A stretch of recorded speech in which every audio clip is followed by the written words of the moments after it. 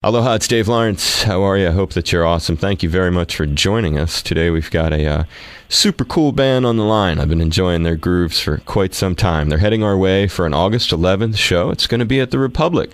That's Honolulu's newest club. These two guys known as one of the best in the electronics genre of music. Catchy beats, grooves, wild sounds, really atmospheric tracks. They've made it into video games, advertisements, movies, TV shows, of course the radio, like their hit Trip Like I Do, now a classic from the late 90s era of alternative rock radio. They've done albums filled with notable special guests from Scott Weiland of STP, our buddy Tom Morello from Rage, lots of other folks. You may even recall their music featured in Resident Evil Extinction, vocals by the movie star Mila Jovovich. It's a pleasure to welcome from the Crystal Method. We got both guys, Ken Jordan, Scott Kirkland. Aloha and mahalo, guys. Thank you so much for doing this. Aloha. How you doing? I am good, and how are you guys doing? More importantly, I think that we're very happy that that wonderful list of things you read off can now be punctuated with the appearance on All Things Considered and NPR in Hawaii. So we're that's definitely something that we're very proud of. We love coming to Hawaii. We love the fact that people like to go out and listen to electronic EDM music in Hawaii now, and it's a wonderful, wonderful thing. Hopefully we can get a chance to come back more often. We would love to start a relationship like that. We support all of that. What's your personal background with the islands, you guys? I mean, you guys are originally from Vegas and you migrated to LA. I'd like to think that people on the West Coast always have a little easier shot at connecting with Hawaii, but what would be your background? Well, with the islands, the first time I went to the islands with my mom and dad, and when I was 8 or 9 years old, I flew out in one of the, I think it was a pretty big plane. I think it was a 747. My dad was a smoker at the time. We sat all the way in the back, and it was a bumpy flight, and I was getting sick, all the smoke and bumping around back there, and the nice flight attendant said I could go up to the front, so I got to go up front. Got to go on the top of that 747 and sit in there with a nice old woman and play cards, like a dream of my entire. I was going to Hawaii in first class. Can't beat that. Next thing I know, I threw up all over the table. And I had to go back to the back, to the smokers' lounge in the back. But I've been coming there, like I said, forever, and just love it. My favorite island is Kauai. I love Maui. I circled the Big Island. That was a long day. Just gorgeous part of the world, and we're just happy that it's a short 5-hour flight from the coast here in Los Angeles. And which one of you two is that that's just told me that? Oh, this is Scott. Okay, Scott. Now I'll get your voices. Radio, that's one of my few skills I bring to the table, separating voices. And and how about you, Ken? What about your background? Yeah, I remember. I think I've been to the same four islands: Oahu and Kauai, Maui, and the Big Island. I just recently, within the last few years, took up scuba. So I did my certification dives in Honolulu, and I've also dove in Maui and on the Big Island. So. And my wife and I are coming out on this time. We're hoping to get at least 2 days of diving in. Oh, I like that. That's nice. So you really and that's cool when you can task a show that is, your professional thing, and then make it have a little bit of a reward like that. And also, that's cool, Scott, that you had the experience with your family coming here. Do you guys find, I've looked in over and over trying to find out if you had been here and played before. Has the Crystal Method come out here and jammed? Yeah, we came. The first time we played, it was probably at the end of it was probably like 99.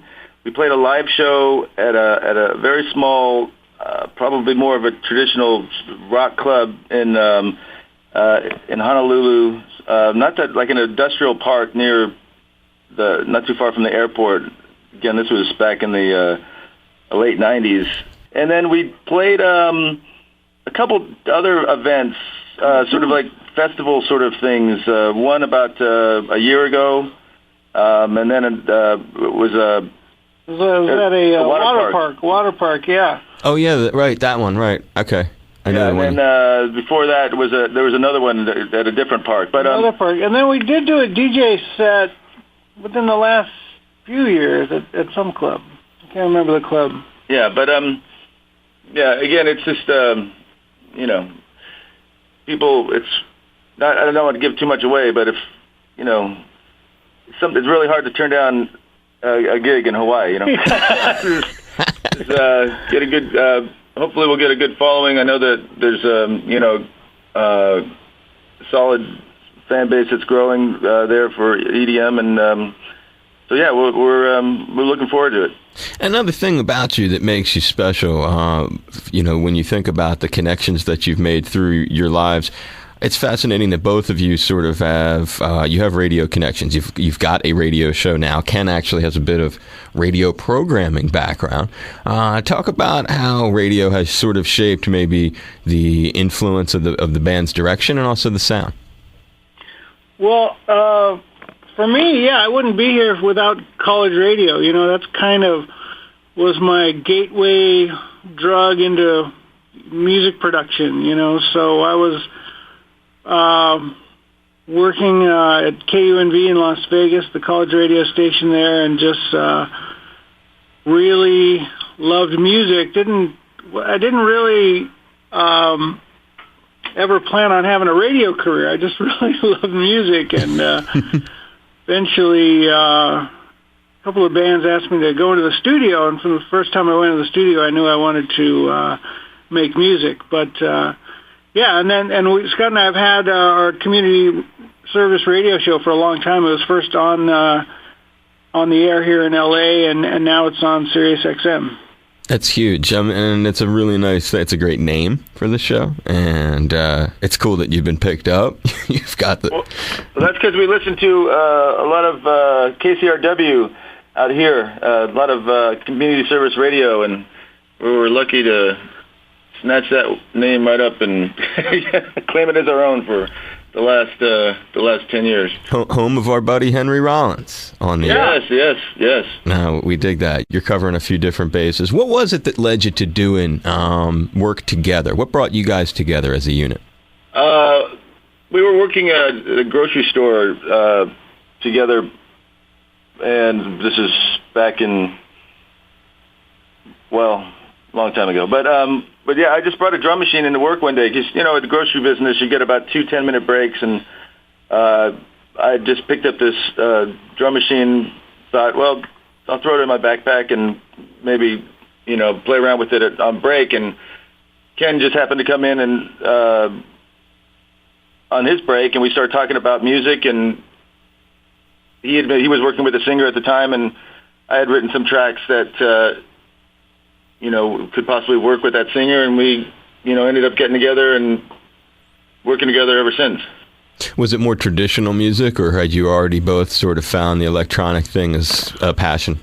Well, when we first started, we were more of a production team, and we were working with a couple of different singers and rappers, and it wasn't until the LA rave scene started to develop did we really know we were going to pursue electronic dance music. And the stuff that we started out making was because we did have a lot of that 80s sort of the intro, the house music that Steve Silk Hurley and would love bands like New Order and Depeche Mode, and so there was always an element of electronic music. Although I had a guitar and we loved big rock drums. That was it all. Yeah, we were kind of making this style of music from the beginning, but we didn't really have a name. And we'll never play you any of that early stuff. It never come out. Yeah, and we just didn't know we didn't need a singer at the time. Well, that's the thing. When you have you push the envelope with the music, you always have, and it's not something. It always makes me wonder because I get to talk to people who do so many different kinds of music, whether it's Smokey Robinson or Henry Rollins and Brian Wilson and everybody in between. And you think of the kind of soundtracks that you provide. It makes me wonder what your earliest musical experiences were that you ended up with this electronic and, like you said, this production background. Talk a little bit about that, if you would. Ken, what was like your first big musical experience when you were little that really you think of now as formative or shaping? Well, I remember the first record I bought was from the Guess Who. It's a weird... what a long progression. Yeah. The only reason I remember it clearly is because my dad thought I was like playing a joke with him. I said I wanted to buy a record at the store, and said, "What one?" I said, "The Guess Who," and he kept saying, "I don't want to guess. Tell me which one." And then my first concert was Journey. Wow. So those were important. How about you, Scott? Well, I mean, I always liked to. I've always, ever since I saw Star Wars, I've always connected the music cinematically and visually to everything. And so I love John Williams' score and would listen to the John Williams score. Because back then, obviously, there's no, you didn't have any VHS, DVD. I went to go see Star Wars as many times as I could when it was in the theaters when it first came out, and then it was, basically pulled, and just really didn't have any other outlet besides looking at pictures or reading magazines or listening to that famous score from John Williams. So I would listen to that all the time, and I would kind of remember scenes and the drama and everything that he would infuse into the score was something that always stuck with me. And so I don't know. Ever since, I mean, I could go into my first concert being Loverboy. I don't know how much that shaped me. Besides having like a goofy, first concert to throw out there. I think my second concert may have been Journey with Bryan Adams opening up. But Vegas was a town that that didn't have a lot of shows come through there, and when there was a show, it was a big event. So a lot of people went out to all those concerts, and I started going to the big rock shows and AC/DC and Judas Priest, and again, all those bands had big visual elements to them when you saw them perform, and it was just something that we've always sort of carried through. And so as far as how our music relates to video games or to score movies or trailers, it seems it's like I think it all comes from that kind of imagination that's been that we'd like to. I like sounds that seem like they're antagonizing each other, or it's almost you can visually kind of see them fighting. I guess I'm kind of a science fiction nerd in that way. Just kind of one sound could be fighting with the other one, and I don't know. Ken gets. I don't know if I can go off on this analogy very much farther without like nerding out, but it's something that goes beyond just the ears, and so I think that's natural for everybody. It's either it's you mentioned Tom Morello. He's a good friend of ours and someone we're very proud to have worked with, and his guitar is not his sound is just so much more than just he's a regular guitar player has. It sounds like something else. You visually can sort of see it. It's like once told him his guitar sounded like a caged or like a cornered bobcat. So you could kind of it had this really like aggressive and just sort of distinct sound, and so we've always gravitated to that kind of that stuff that sound that's unique, that speaks without saying words. That's a great visual on Tom's sound, and he is extremely unique. There's also something else. Two things that you said. One, it's funny that you mentioned that you both have the Journey thing, because oddly enough, things that are soft and poppy and catchy, melodic, are very big in Hawaii. Journey is probably one of the biggest, if not the biggest band in Hawaii, right. As one thing. And then the second, when you talk about Vegas, I wonder what the... because as you described Vegas and living there, I think of Vegas as this kind of 24-hour city. It's here very popular in Hawaii. It's called the Ninth Island. So many local people identify with it and go there. And I wonder, when I think of your sound, and I think of Vegas as this very rhythmic, 24-hour, round-the-clock, pumping, energetic place, and then I think of the Crystal Method, I don't know, there's some sort of synergy there. Yeah, well, thank you. I mean, when we were growing up, it wasn't... so much of the, the nightclubs and the DJs, that's kind of why we had to get out. But now it's definitely turned into that. I mean, it's always been a 24-hour city, but our parents didn't work in that industry, business, and so we had more of as much of a normal upbringing as you could in Las Vegas. But we just thought that all 7-Elevens and grocery stores had slot machines. It's so weird. We were just there, and we're going back this on Saturday. But it's so surreal to land and one of the first billboards you see when you pull away from the airport is a Wynn hotel ad that says. It always has a picture of Tiesto on it. It's a Tiesto, and at the Wynn. It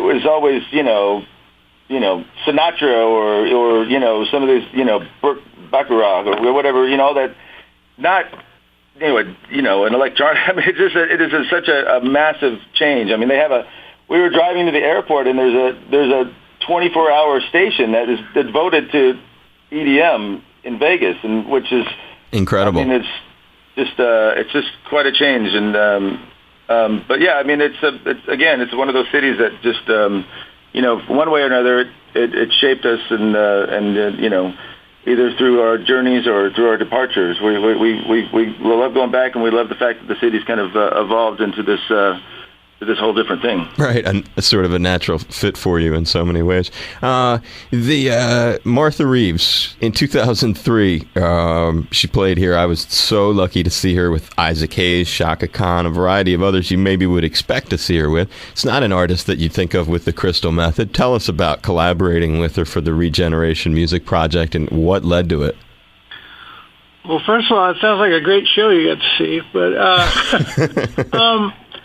Yeah, it was this Regeneration project was just a real great concept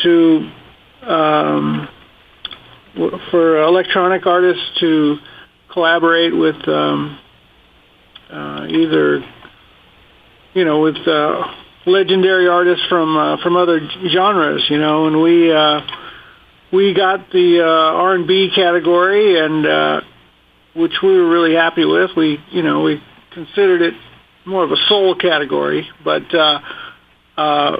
we were excited to work with Martha. We knew she had still been touring and singing, and the whole process, being able to work with some of the Funk Brothers, and the film itself came out great. We enjoyed the rest of the film. The only thing we wish it would have had more of Martha in our conversations, because we had these. You could just, if you ever, I don't know if you have talked to her, but if you haven't, you should, you should. I haven't. Engage her in a conversation, because she's. I mean, you could. She has a book out there that kind of chronicles her amazing story, but asking her, remember the first time you met Stevie Wonder, and the story that she told, with stories she's told about Marvin Gaye, and all of these, this history that just happened right in front of her, and the history that she made as well. So she's she's so full of life. She's more energy than both of us. She's still out there touring. Amazing story, amazing life, and just an amazing woman. So that added in, with the fact that they were filming it, and the fact that it was, part of this, pretty, sort of forward-thinking, idea of us kind of merging our music and our styles with these legends. It just turned out to be a really great project. It is such a great cross-pollination, dude. It's I love the idea of it. The only thing I can tell you that it reminded me of so much is like when we air your piece, it's going to air the day before we do a thing with like the Crystals and the Shirelles. And so I just love being able to bring our listeners such a diversity. And then when I was thinking about the Crystal Method, all I could think of was, wow, Martha Reeves, the Crystal Method. What a neat, it's like bringing together, crossing eras. Did she seem to get that same sort of positive vibe from it that you're giving off? Yeah, we got. You mean, did we get it from Martha? Or yeah, did she seem to be as interested and? Yeah, she is all positive. She will not even entertain a negative idea or a negative lyric. She's great. Again, when you can engage her in conversation and feel like you're, her friend and someone that, I don't think she knew much about our music. I think that it was, something that she wasn't, that comfortable with or familiar with it, at the time. But everything kind of came together. We worked really well with the other musicians and in the end, I think the song speaks for itself. It's a really great sort of throwback. One of the best compliments we got was from one of the background singers that we brought in here in L.A. And his name is Lewis. Lewis, yes. He's the one that takes the lead. Halfway through with it's a really uplifting vocal performance. But when he came in to hear the song for the first time, he threw out hey, so who did that song, originally? That's a cover, right? And we were like, no, we wrote it. He goes, what? You wrote it? He goes, wow, that's pretty soulful. So, that was, someone who's been in the business and sing with, every band that we've been fans of for a long time. So it's just that was validated. In the end, the entire project, the documentary that was put together by Amir Bar-Lev and amazing crew. The working with Martha and the remaining members of the Funk Brothers, the final song, the remixes, everything from it was just such a positive experience and something that we were really happy that we were a part of. I'm stoked for you guys. I really am. It looks, it's something to be proud of for sure. Hey, when you come to town, because I'm sensitive of your time and I've eaten up a lot of it and I'm very grateful for it. When you come to town, you think there'd be any way to carve out like 10 minutes maybe? We have a little chat at Soundcheck, do a little follow-up thing. Is that at all possible? Absolutely. Well, we should try to do dinner. Okay. That would be nice. That would be really nice. I really hope this wasn't a hassle. I hope you've enjoyed talking today. Oh, it's been great. Thank you very much. We'll loosen up a bit over some fine cocktails and fine beverages. I hear you, exactly. Brother. I hear you. Hey, you travel safe. I'll reach out to Sadaf. And again, I appreciate you being willing to do this. I hope it was somewhat entertaining. I have a lot of great stuff to ask you about when you're here, and I'll keep it short. Just a quick 10 minutes with you would be great. Absolutely. Great talking to you. Thank you so much for taking the time. You're welcome. Be safe, guys. Aloha. Be safe, bye.